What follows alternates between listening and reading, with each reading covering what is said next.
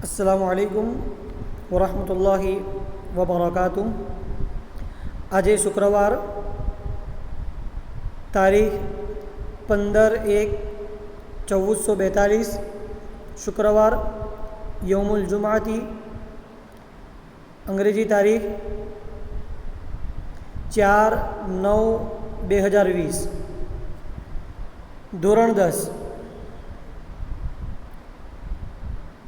આપણે છેલ્લા પીરિયડમાં બીજા પાઠમાં ત્રીજા ફકરા ઉપર હતા અને આપણે છેલ્લે ભણ્યા હતા વ અખસ્તુલ મતરિયતા મઇયા વ ઝહબતુ ઇલા સદીકી મસઉદિન ફવજદતુહુ યુતાલિઉ કિતાબન। અહીંયા સુધી આપણે કમ્પ્લીટ કર્યું હતું। એનો તર્જુમો આમ કર્યો હતો, મેં મારી છત્રી સાથે લીધી અને હું મારા મિત્ર મસઉદના ઘરે ગયો। ફવજદતુહુ, મેં ત્યાં જોયું, યુતાલિઉ કિતાબન, કે તે અભ્યાસમાં વ્યસ્ત છે। અહીંયા ત્રીજો પેરેગ્રાફ પૂરો થાય છે। મિત્રો, આ ફકરો પણ પરીક્ષામાં પૂછાય જ છે।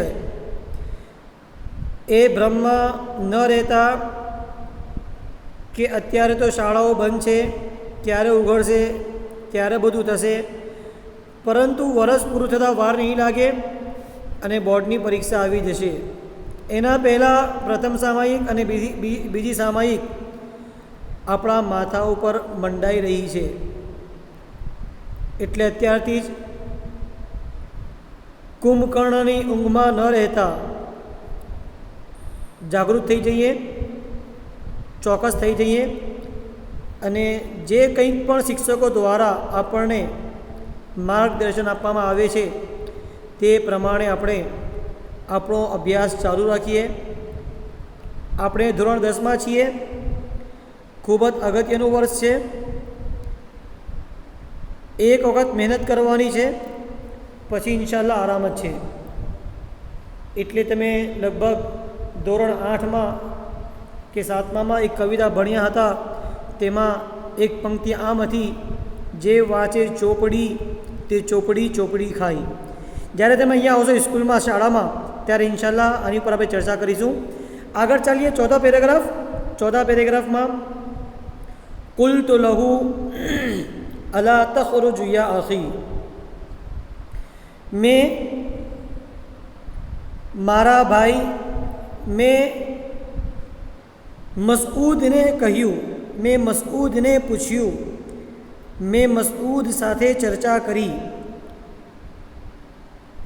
અલા તખરુજુ યા અખી, અલા, શું તું નહીં, તખરુજુ, બહાર નથી નીકળવાનો, યા અખી, ઓ મારા ભાઈ। અલા, નહીં, તખરુજુ, તું નીકળશે, યા અખી, ઓ મારા ભાઈ। યા અખી, યા શબ્દ છે તે કોઈ પણ વ્યક્તિને આપણી તરફ બોલાવવા માટે છે, તેનું ધ્યાન આપણી તરફ દોરવા માટે છે, પોકારવા માટે છે। તેને હરફે નિદા કહેવામાં આવે છે। આગળ એક પાઠ આવશે જ, તેમાં આ બધી વિગતવાર તમને સમજ આપવામાં આવશે। તો યા એવા વ્યક્તિ માટે વાપરવામાં આવે છે જે જીવિત હોય અને આપણી સામે હાજર હોય, એટલા જ માટે આપણે પોકારીએ છીએ યા અલ્લાહ, કારણ કે અલ્લાહ તાલા દરેક જગ્યા ઉપર હાજર છે।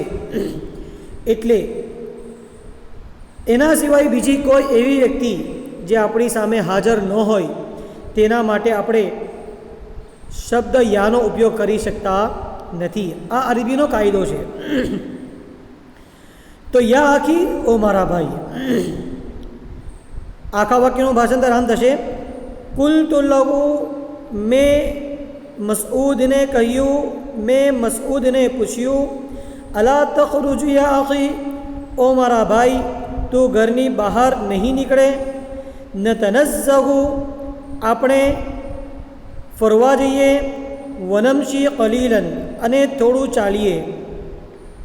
અહીંયા સુધી આપણે છેલ્લા પીરિયડમાં ભણ્યા હતા. આપણે એને આગળ લઈ જઈએ. ચોપડી પર તમારી ખુલ્લી હશે. આગળ આમ છે, અમા સઈમતલ જુલુસ. તો મિત્રને મસઉદને કહેવામાં આવે છે, આમાં શું તું નથી, આમાં શું તું નથી.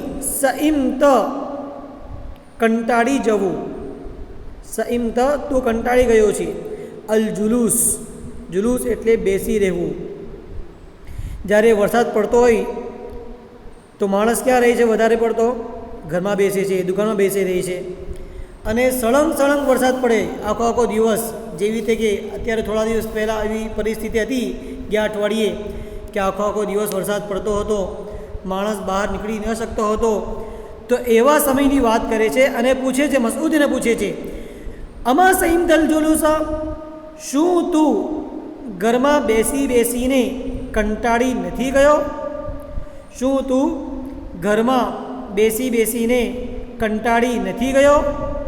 ફરીથી, આમાં સઈમતલ જુલુસ, આમાં નથી. સઈમત કંટાળી જવું, બોર થઈ જવું. અલ જુલુસ બેસવું. તો શું તું ઘરમાં બેસી બેસીને કંટાળી નથી ગયો? કાલ મસઉદુન, મસઉદે જવાબ આપ્યો. કાલ એટલે કહેવું. મસઉદ કહે છે, મસઉદે શું કહ્યું? અલા તરા ઇલા સમાઈ વલ અર્દી, શું તું આકાશ અને ધરતી તરફ જોતો નથી? વૈરલ અર્દ, સમા એટલે આકાશ, અર્દ એટલે જમીન. અલા, ઓ ભાઈ, શું તરા જોવે છે, ઇલસ સમાઈ આકાશ તરફ, વ ઇલલ અર્દી અને ધરતી તરફ. આખું વાક્ય આમ થશે, કાલ મસઉદુન, મસઉદે જવાબ આપ્યો, અલા તરા ઇલસ સમાઈ વ ઇલલ અર્દી, શું તું આકાશ અને ધરતી તરફ જોતો નથી? આગળ ચાલીએ. અલા તરા ઇલા વહલિન, વહલુન એટલે કાદવ કીચડ. આ શબ્દ આગળ આવી ગયો, આ શબ્દ આગળ આવી ગયો અને તમે નોટબુકમાં પાછળ લખી પણ લીધો છે. વહલુન એટલે કાદવ કીચડ. તો અલા તરા ઇલા વહલિન, શું તને આ કાદવ કીચડ દેખાતો નથી? શું તને આ કાદવ કીચડ દેખાતો નથી? આગળ ચાલીએ. હાદા લૈસ યૌમલ ખુરૂજી મિનલ બૈતી. હાઝા, આ. લૈસ એટલે નથી, લૈસ એટલે નથી. યૌમલ ખુરૂજી, યૌમલ ખુરૂજી, યૌમ એટલે દિવસ, ખુરૂજ એટલે બહાર નીકળવું, ખુરૂજ એટલે બહાર નીકળવું. મિનલ બૈતી ઘરમાંથી. હાદા લૈસ યૌમલ ખુરૂજી મિનલ બૈતી. હાદા એટલે આ, લૈસ એટલે નથી, યૌમલ એટલે દિવસ, ખુરૂજ એટલે બહાર નીકળવું, મિનલ બૈતી ઘરથી. આખા વાક્યનું ભાષાંતર શું થશે? બોલો કોઈ વ્યક્તિ, કોઈ વિદ્યાર્થી બોલે. દરેક શબ્દોનો અર્થ મેં ગુજરાતીમાં બતાવ્યો. હાઝા એટલે આ, લૈસ એટલે નહીં, યૌમ એટલે દિવસ, ખુરૂજ એટલે બહાર નીકળવું, મિનલ બૈતી ઘરમાંથી. તો આખું વાક્ય આમ થશે, આજનો દિવસ ઘરેથી બહાર નીકળવાનો નથી. કોણ કહે છે? મસઉદ કહે છે કે આજનો દિવસ ઘરેથી બહાર નીકળવાનો નથી. ફતફઝલ, આગળ ચાલીએ. ફતફઝલ, ચાલ તું આવ આવ. કોઈને ઘરમાં બોલાવવું હોય, આપણે આપણા ઘરે આપણો કોઈ મિત્ર આવ્યો હોય તો આપણે એને આવકાર આપવા માટે આ શબ્દ વાપરી શકીએ છીએ. ફતફઝલ, આવો આવો આવો આવો આવો. વતઅશ્શ મઇયા, અને મારી સાથે. તઅશ્શ રાત્રિનું ભોજન લેવું. તાશ એટલે રાત્રિનું ભોજન લેવું. માયા એટલે સાથે, ઉપર પણ માયા આવી ગયું. વ ખસ્તુલ મતરિયતા માયા એટલે સાથે. વ તઅશ્ય માયા, તું મારી સાથે ભોજન લઈ લે. તું આવ ચાલ, તું આવ અને મારી સાથે રાત્રિનું ભોજન લઈ લે. આગળ ચાલીએ. હવે લેખક કહે છે, કુલતુ મેં જવાબ આપ્યો.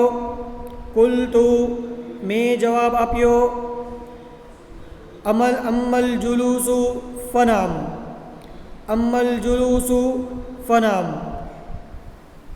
જ્યાં સુધી બેસવાની વાત છે, જુલુસ ઉપર આવી ગયું. જુલુસ એટલે બેસવું. જ્યાં સુધી બેસવાની વાત છે તો ઠીક છે. આગળ, વ અમ્મલ અશાઉ ફલા. અને જો આશા એટલે રાત્રિનું ભોજન, અમ્મલ અશાઉ પરંતુ રહી વાત સાથે જમવાની, ફલા તો હું તેના માટે દિલગીર છું.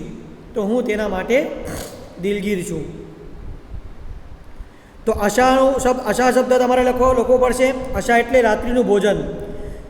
આશા શબ્દ તમારે લખવો પડશે 5 વખત ગુજરાતીના અર્થ સાથે.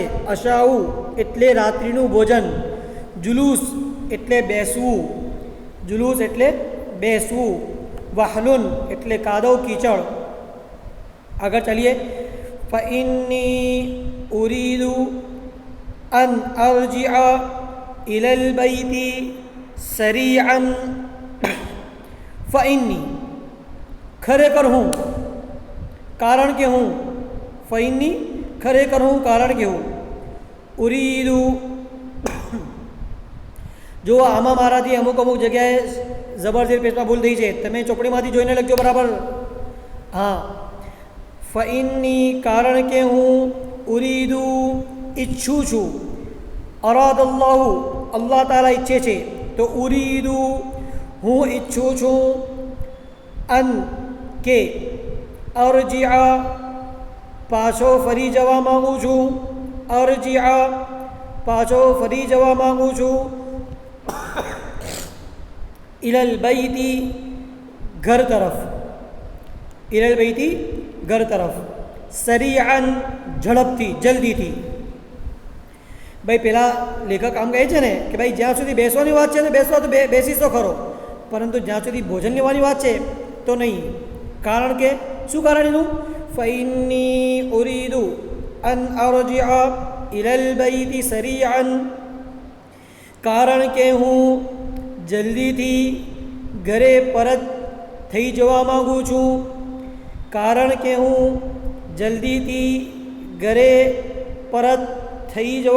છું. ઘરે પાછો ફરી જવા માગું છું. આગળ ચાલીએ. ફલસના અમે નથી જાણતા. નદરી, ફલસના એટલે ના, નદરી જાણીએ છીએ. મતા તુમ તિરુસ્સમા, મતા એટલે ક્યારે. મતા તાકુલ તું ક્યારે જમશે. મતા તઝહબુ તું ક્યારે જશે. તો મતા અંગ્રેજીમાં વેન, ક્યારે, ગુજરાતીમાં ક્યારે, અંગ્રેજીમાં વેન, WHEN વેન. તો મતા ક્યારે. તુમ તિરુ તૂટી પડે, વરસાદ શરૂ થઈ જાય. અસમા આકાશ, સમાઉન આકાશ. અસમા એક વચન છે, તેનું બહુવચન આવશે સમાવાત. બહુવચન શું આવશે? સમાવાત. તો ફલસના નદરી અમે નથી જાણતા. મતા ક્યારે. તુમ તિરુસ્સમા કે વરસાદ તૂટી પડે, આકાશ તૂટી પડે. એટલે આકાશ નથી તૂટતું, પરંતુ આકાશમાં રહેલા વાદળો વરસી પડે છે. તો મતા તુમ તિરુસ્સમા ક્યારે વરસાદ તૂટી પડે. આપણે નથી જાણતા કે વરસાદ ક્યારે તૂટી પડે. વિદ્યાર્થી મિત્રો, આ 4 પેરેગ્રાફ પૂરા થયા. આ પાઠ પર પૂરો થાય છે. આ પાઠ ખૂબ જ અગત્યનો છે. ખૂબ જ મહત્ત્વનો છે. આ પાઠમાંથી 1 થી 2 ફકરાઓ પરીક્ષામાં પૂછાય જ છે. પહેલી પરીક્ષામાં તો 2 પૂછાય છે, બીજીમાં પણ આવી શકે છે, અને અમુક વખતે ક્યારેક બોર્ડમાં પણ આ પાઠમાંથી 2 ફકરાઓ પૂછી લે છે. એટલે 4 ફકરાઓની પહેલી લાઈન તો પહેલું વાક્ય તમારે અરબીમાં યાદ કરવું જ પડશે, અને તેની સાથે સાથે આખા ફકરાનું ગુજરાતી યાદ કરી લેવું પડશે, જેથી પરીક્ષા સમયે તમને બહુ ચિંતા ન રહે અને સરળથી, આસાનીથી, સહેલાઈથી તમે ઓછી મહેનતે વધુ માર્ક્સ પ્રાપ્ત કરી શકો. એટલે અત્યારથી જ આ ફકરાઓ કમ્પ્લીટ કરી લેજો. નોટબુકમાં સારા અક્ષરે લખી લેજો, અને જ્યારે પણ નોટ મંગાવીશ ત્યારે દરેક વિદ્યાર્થી નોટ કમ્પ્લીટ જોઈએ. અરબી પર સારા સ્વચ્છ અક્ષરે લખજો, જેવું આવે તેવું લખજો, અને તેના નીચે તેનું ગુજરાતી લખજો. બસ આપણે બીજા પીરિયડમાં ઇન્શાલ્લાહ નવો પાઠ ભણીશું. અલ્લાહ તાલા આપણે દરેકને આફિયતમાં રાખે, હિફાજતમાં રાખે, અને આપણા દરેકને ઈમાનની હિફાજત કરે. અસ્સલામુ અલૈકુમ વરહમતુલ્લાહિ વબરકાતુહુ.